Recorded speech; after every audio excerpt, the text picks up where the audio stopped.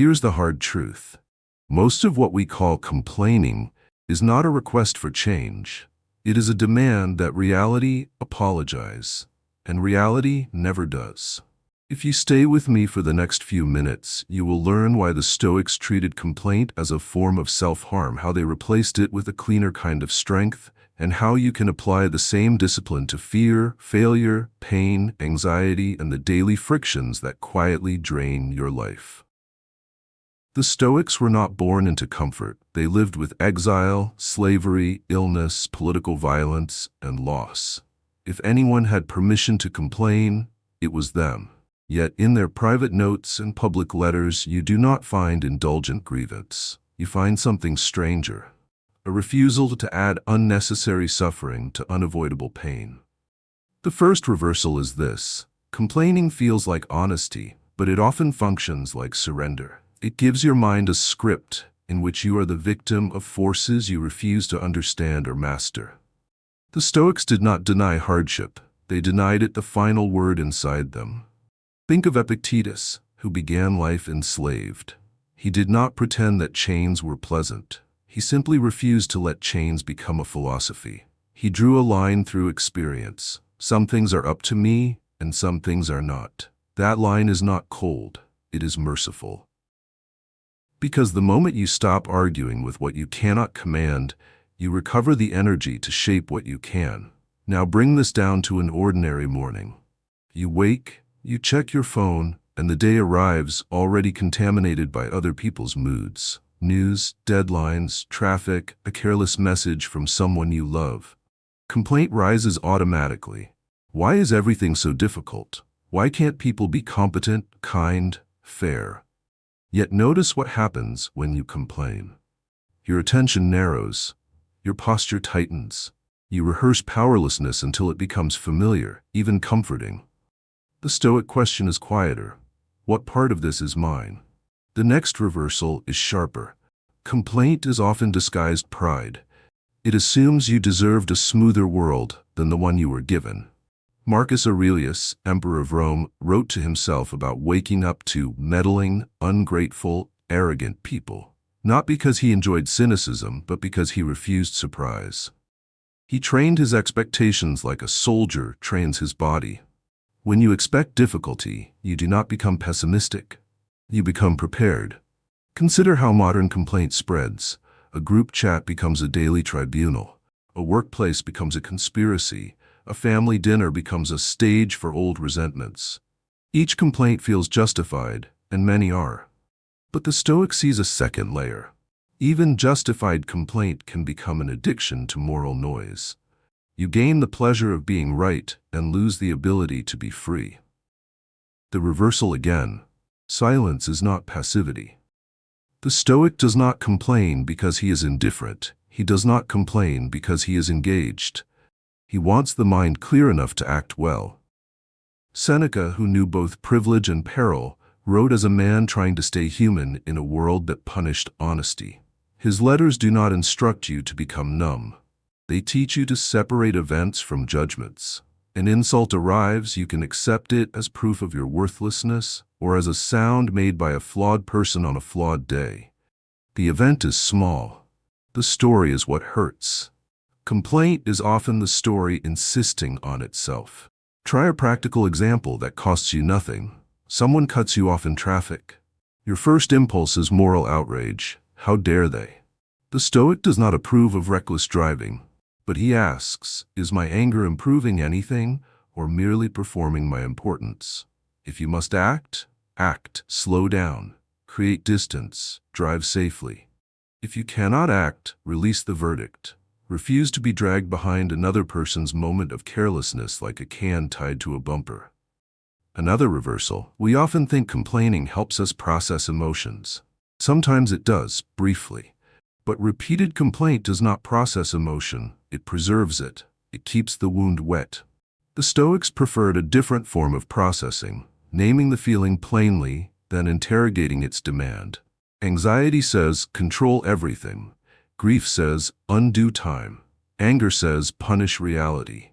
The Stoic listens, then answers with limits. I will do what is mine with dignity, and I will not pretend I can do what is not. Now imagine failure, the private kind that you do not post about. You tried, you fell short, and the mind reaches for complaint because complaint offers shelter. The game was rigged, the timing was wrong, the world was unfair. Sometimes the world is unfair. The Stoic does not deny that either. He simply refuses to let unfairness become an excuse to abandon excellence. He treats failure as information, not humiliation. He asks what could be improved, what must be accepted, and what should be attempted again without theatrics. If this is resonating, take a moment now to subscribe and leave a thoughtful comment about the situation in your life where you complain most easily. Not to confess, but to observe yourself with honesty. That single act of attention is where change begins. Now let's go deeper, because the Stoic refusal to complain is not just self-control. It is a way of reclaiming meaning. Here is another hard truth. Much of your peace depends on whether you can tolerate discomfort without turning it into a story about injustice. Pain is real, but the extra suffering you add through interpretation can be optional. This is not a slogan. It is a practice, and it begins by seeing how the mind inflames experience. The reversal here is counterintuitive. Complaint is not merely a reaction to pain. It is often a fear of pain's message. Because pain, if listened to, changes us. It asks for humility. It reminds us we are not owed permanence. To complain is to demand that life stay predictable so we can stay unchanged. The Stoics chose a different courage, to let reality educate them without letting it degrade them. Consider illness or chronic fatigue or the slow betrayal of the body that comes with time. A person who never complains is not pretending it doesn't hurt. They are refusing to make pain their identity. They may say, quietly, "This is hard." They may ask for help, but they will not spend their remaining strength cursing the nature of being human. Their attention turns to what remains, the chance to be patient, the chance to be kind, the chance to keep promises in smaller forms. A modern example is the anxious mind at night. You lie in bed, your body still, your thoughts loud. Complaint whispers, "Why am I like this? Why can't my brain be normal?" Yet the Stoic approach is to stop fighting the fact of the moment. You name it. My mind is anxious. You separate it from your worth. Anxiety is a weather pattern, not a verdict. You do what is yours. Breathe, write down the next right step, reduce stimulation, seek professional support when needed. Then you let the rest be rest, even if sleep arrives late.